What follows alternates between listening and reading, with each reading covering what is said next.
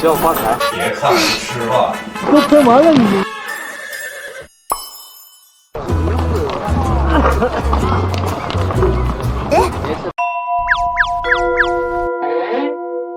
我是谁？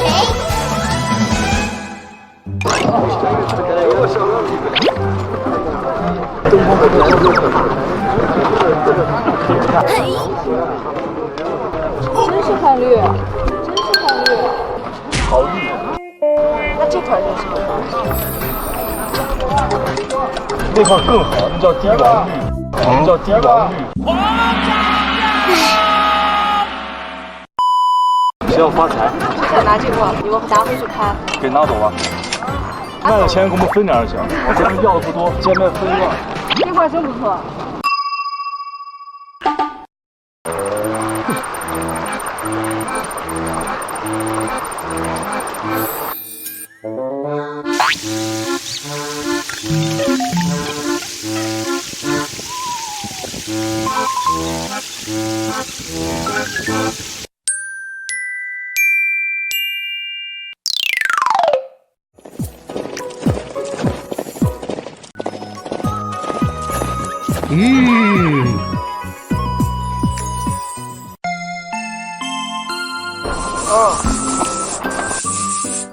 可以呀，我也可以。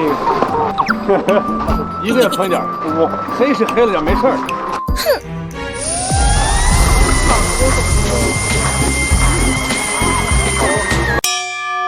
一下子都喷完了你这么回事你？第一瓶免费。第一瓶一定要切薄一点。笨哥，这次我阿笨，本子哥，笨哥，我这次一晃让我站起来。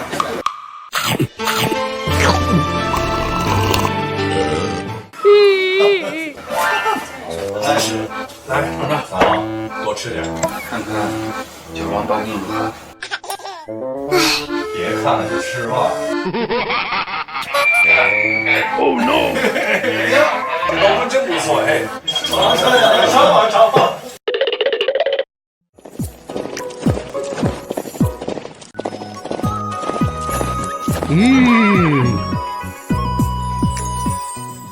Hello， 大家好，我是浩明。那今天呢要拍御驾亲征的一场戏，我现在呢就在重新的改装啊，从这个少年变成壮年的这样的一个妆容。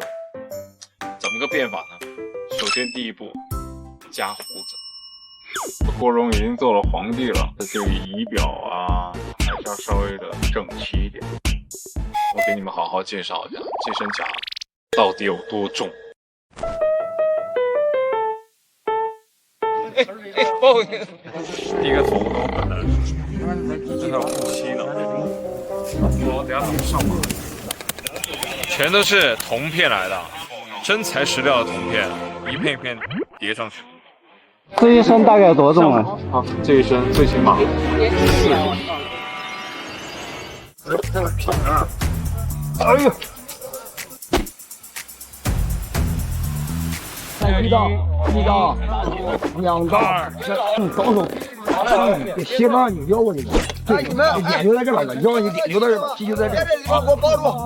上。上马来，退开。退开完了之后。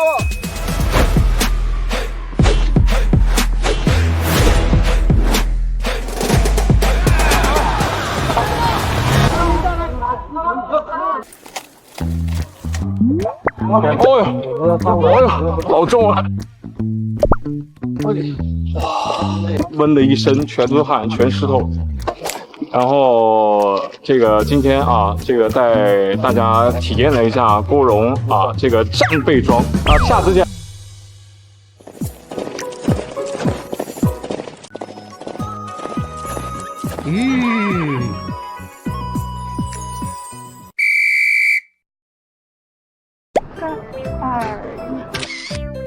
可以做个动作吗？啥呀？可以做一个什么动作？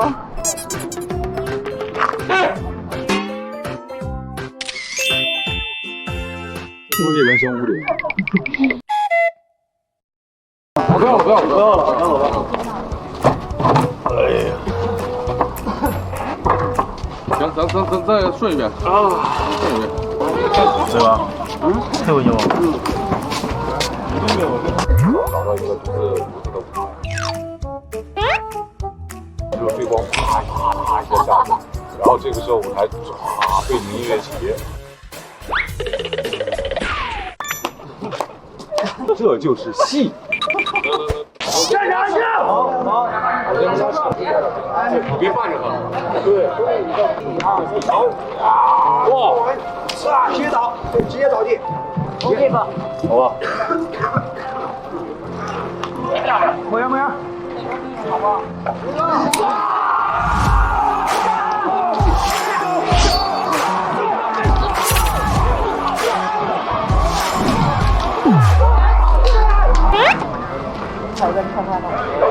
OK 了。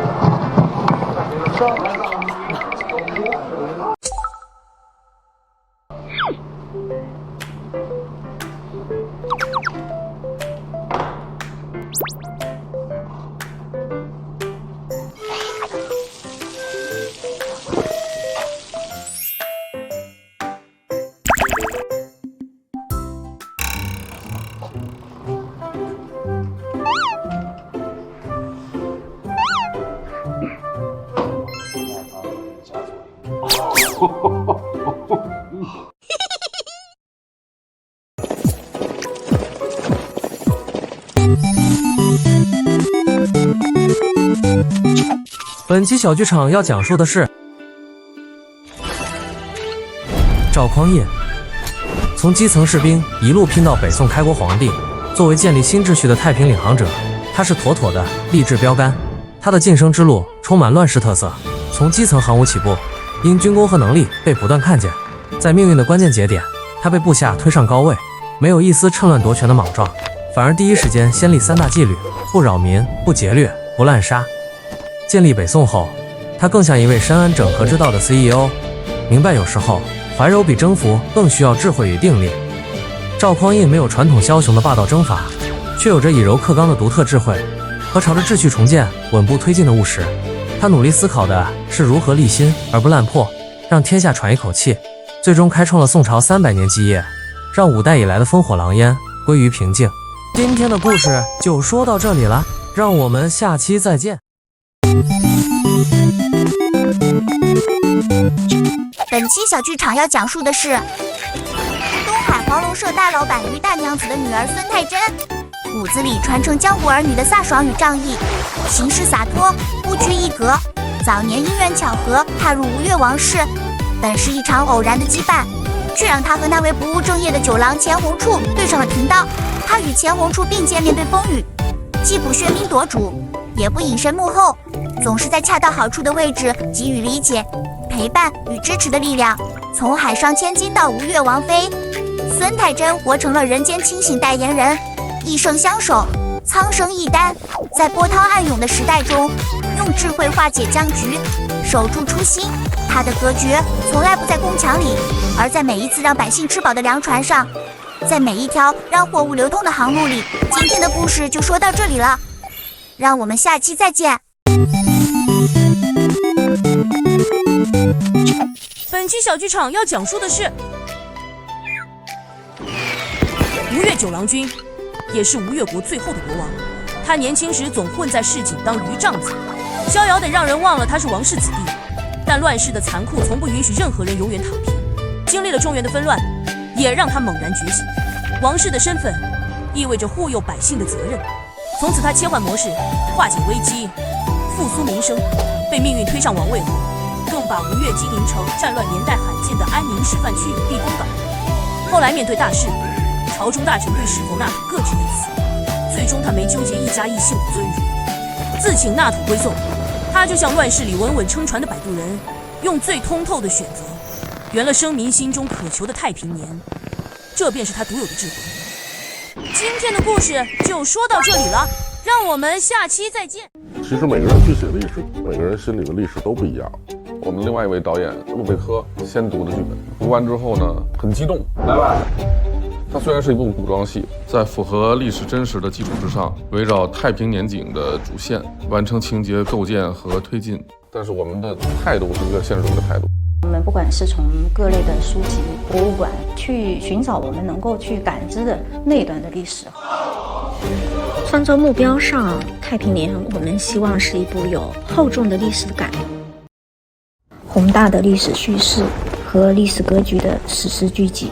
咱们全剧采用的是8K 摄影机，还有蔡司的 SP 镜头拍摄的，希望能用这种技术去传达给观众。创作者对历史的尊重，成片将首度应用广电总局的2024的新标，支持国产的音视频技术，打破好莱坞杜比的标准垄断。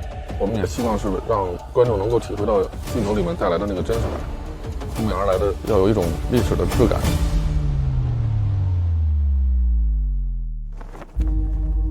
五代十国呢是一个动荡的一个时期，首先还原度要高，在这个基础上再加上我们自己的一个表达。北方我们想要一个仓，中原那个地带就是战乱，它的建筑风格是那种土木这种结构，黄土的那种感觉会特别的明显。我们需要苍茫的那种感受，所以我们也做了一个决定，就是要在北方选景，要找那样的气候、天气，包括那样的土壤。最终选的是敦煌，真实发生地点其实是在河南，所以我们又避开了西北的一些特殊地貌，选择一些跟当时河南地貌比较相近的一些地方来拍摄。像我们在那边拍的那些马戏进城出场、黄的那个土城墙、军队一系列的这些画面，确实是有一种让人很难忘的感觉。像那个千阳里，那个画面是一个剪影的画面，背景是一个黄黄的太阳。我说我一定要把那个画面拍出来。等会儿再低点再来，别等了，不能再等了，太阳已经进来了。敦煌就帮我实现了那个画面。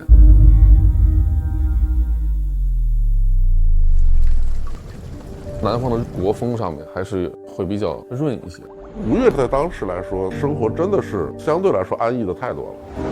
这边呢就是青山绿水、亭台楼阁，就感觉它比较秀丽，它会有一些秀的感觉。我们也去了博物馆、乾王祠啊、乾王墓啊，去寻找他们的一些生活的情境。整个五代十国的时候，相对来说它是没有受到战争的侵害的，就把吴越国的这种特别浓重的烟火气就保留下。横店正巧是在吴越国这个位置，都是很符合我们南方的感受。在同类题材里边，太平年这个体量是特别大的，场景又特别多。在横店搭建了3万多平，在棚里边呢，我们又搭建了皇宫、书房、寝殿、府邸啊，实景又改造了特别多的一些景，街道啊、废墟啊、军营啊。从建筑上来说呢，北方的中原地区的建筑相对来说是宏大的、厚重的，颜色是深的，像黑衣的颜色，暗红色。到了吴越国这儿，建筑它没有那么宏大，感觉很灵巧的，飞人飞的也都特别好看，色彩是原木色，不绿色，就是这种东西加起来，一下子就形成一个特别明显的一个对比了。陈忠元老师第一次拿出他的那个设计的时候，他说这种衣服其实是会很宽大的，因为我们要找它的那个真实感。那个时候的人就穿得很宽松。整个的造型的创作当中，真实是一个基础，这块完全是一个能挑出来。但是它不是一个博物馆级的复刻，它是在一个戏剧当中来表达一个历史的真实。整个这个设计上，陈老师都秉持着从古画中找到的证据去做的我们所有的衣服。这个颜色有点太灰，包括有内衬、肩膀要怎么做，它会做得非常详细。一个角色的造型就会有众多的变化，再加上人物众多。跨越的时间又很长，最终服装数量超过了8000多套，让我们自己的设计去消失，融入这个角色，这样的话来辅助你角色成为戏中的这个人物。比如像乾隆处，他的角色变化会很大。乾隆处在去大梁之前，就是一个天天想跑出去玩，在别人看来就是不务正业和一个王子。他系起的一个腰带上面的一些垂穗，我们有意识把它加长了。动感性会很强，这些地方都属于设计，但是它不破坏历史真实。在它没有成为政权核心人物之前，其实更多的是表达吴越地区本地的色彩。它到了中年的时期，人物的年龄和他的阅历在变化，就有一些更沉稳的颜色，在他身上没有出现巨大的一些纹样，更适合钱红楚充满智慧又有自己对抗能力的这样一个人物。孙太真的人物造型，我们还是按照唐时期女性的这种穿衣的这种形制去制作的。大袖乳衫、乳裙，在黄龙岛里面，它是一个偏女扮男装的这么一个形式。其实跟她的个性也是相关的。哎呦，能走能跑能跳，可以做一个很自由自在的那种姑娘。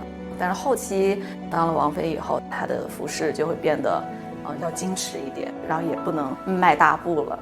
那个衣服和发型一变上，我觉得已经从演戏上来说帮助了我很多，我就不能再像前期那么自在。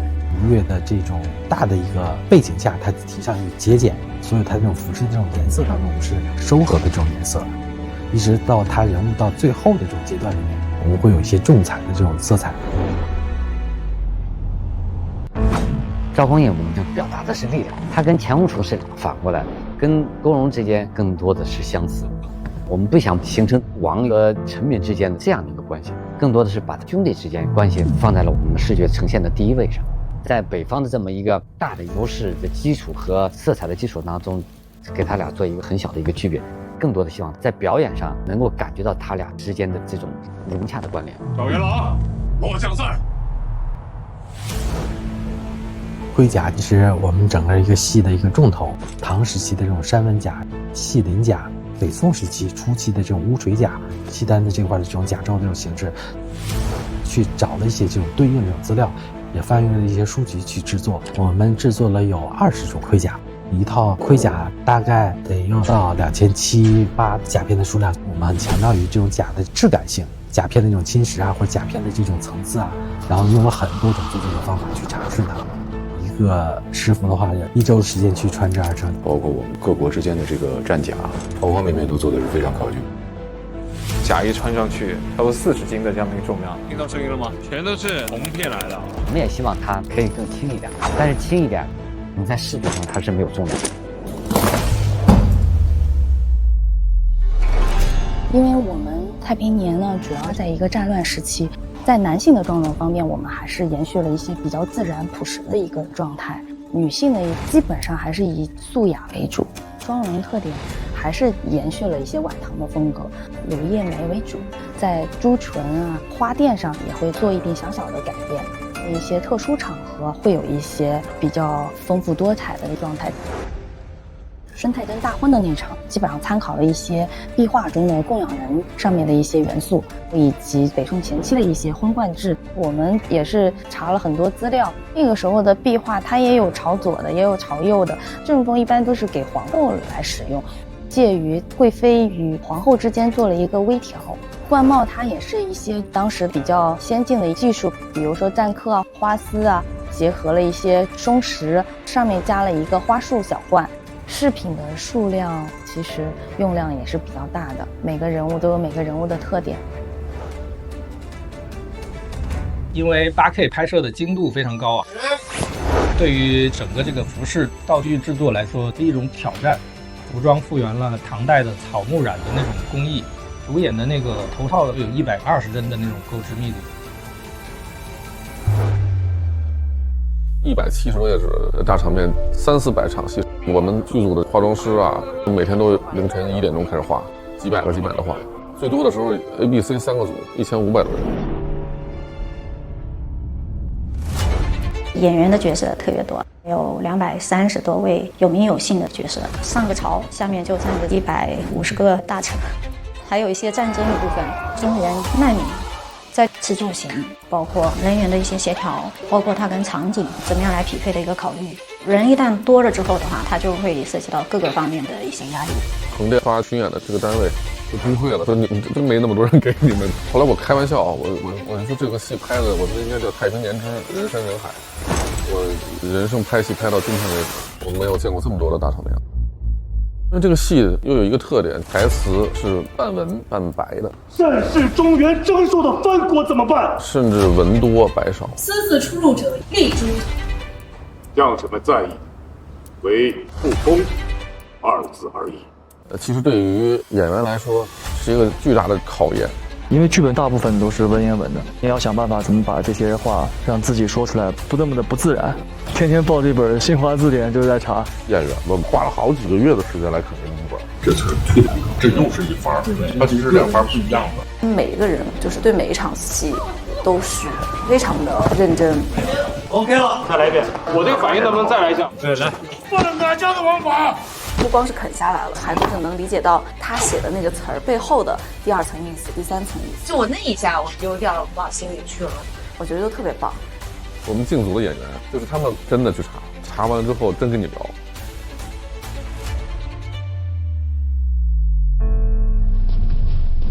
太平年这三个字一蹦出来，我就觉得好像再也找不到比这三个字更合适、更贴切的标题和主题了。那么要讲太平，其实我们就要讲为什么想要太平，看到战争会给这个人带来的这些创伤啊，我们才能体会到这个太平年三个字的意义。有2个虎口卡紧。不管是主角还是只有一场戏的演员，可以从他们的身上感受到他们对这部剧的珍惜。也有中国历史研究院这样子权威机构来为我们整个项目做这个赋能，也希望能够通过这样一部慷慨激昂的史诗，跟当今世界动乱频起的现实去做一些结合，让更多的观众去感知历史的同时，对和平产生敬畏之心。说起来好像很大，但是确实要做有意义的事情，要对中国有意义的事情，对人有意义的事情。